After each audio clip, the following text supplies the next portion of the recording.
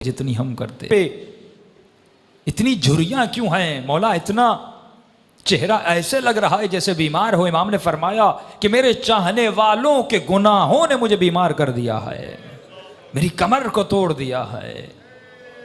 अभी तक ये नफ्स हमारे हाथ में नहीं आया। इमाम फरमाते तुम इतनी मोहब्बत नहीं करते जितनी हम करते हैं। अफ्रीका का एक काफिला, पंजाब की फैमिली, जब ये सद्दाम मलऊन गया तो इमाम की ज़ियारत के लिए गए।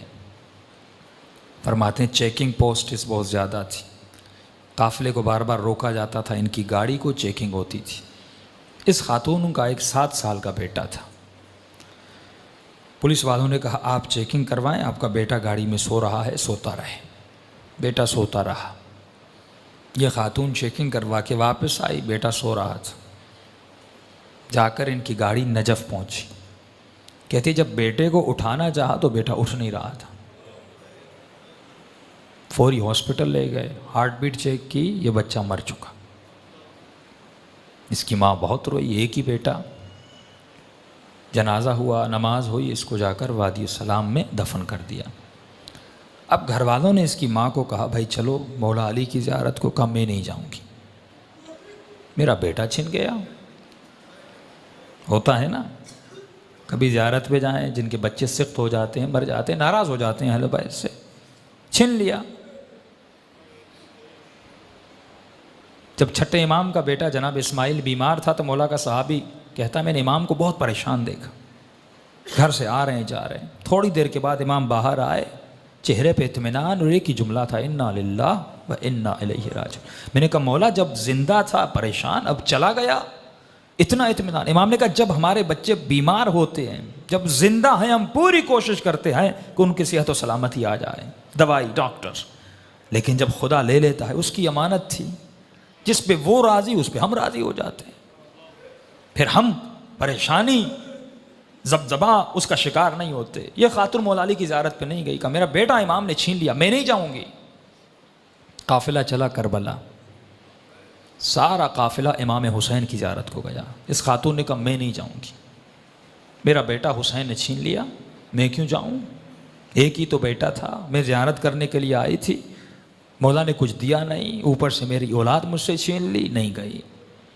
फरमाया आखिरी 2 दिन बचे। लोगों ने कहा भाई अब्बास की कब्र पे चलो, जाकर दुआ मांगो, क्यों यहाँ पे रो रही हो। रो रो के कहती है नहीं ये बाबुल हवाइज है, अगर मेरे आका है तो मेरा बेटा मुझे पलटा दें। एक ही बेटा था अब्बास ने, वो मेरा बेटा छिन गया, अगर हैं बाबुल हवाइज मुझे मेरा बेटा वापस करे। नहीं गई। का आखिरी दिन कुछ ही घंटे बचे। माँ ने कहा बेटी थोड़ी देर के लिए चलो, बेअदबी है, बेएहतरामी है, करबला आई हो ज़ियारत के लिए, एक बेटा छीना दूसरा दे देंगे, उन्हीं की अमानत थी, उन्होंने ले लिया वापस। बेटी को ज़बरदस्ती ले गए। ये कहती है जैसे मैं अब्बास की कब्र के किनारे पे गई, रो रही थी, मौला की कब्र को देख रही थी, और दिल ही दिल में या बाबुल हवाइज या बाबुल हवाइज। कहती एक मरतबा मैंने देखा एक 7 साल का बच्चा अम्मा अम्मा करके दौड़ता हुआ आ रहा। कहती मैं परेशान हो गई, कहीं शिद्दत गम की वजह से कि ये कैफियत तो तारी नहीं हो कि अपने बेटे को देख रही हो। कहा नहीं, आके मुझे लिपटा। फिर मेरे साथ जो ख़वातीन थी उन्होंने देखा, हाथों को चेक किया, बिल्कुल बेटा सालिम था, सब परेशान। बच्चा रो रहा था।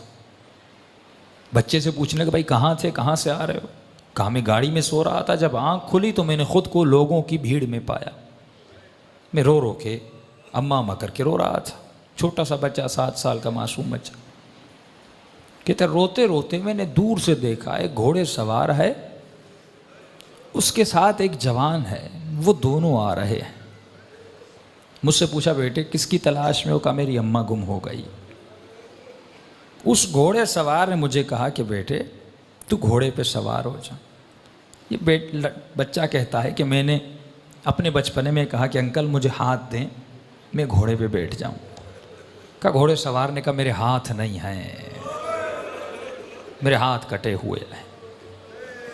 उस जवान को कहा कि इसे घोड़े पे बिठा। कहते अम्मा मैं घोड़े पर बैठा,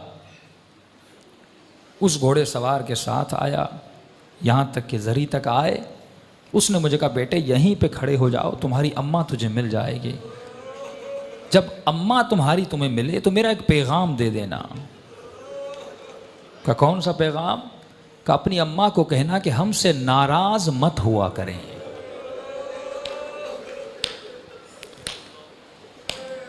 हम थोड़ी थोड़ी बातों के लिए दुनिया की वजह से जब अहले बैत का दिल दुखाते हैं। ये मौजज़ा वादी सलाम में सब था। फरमाते फिर वादी सलाम के कब्र को खोदा, कफन था, सब कुछ था, लेकिन लड़का वहाँ पे मौजूद नहीं था। वो देने पे आए, देते भी हैं, मौजज़े करने पे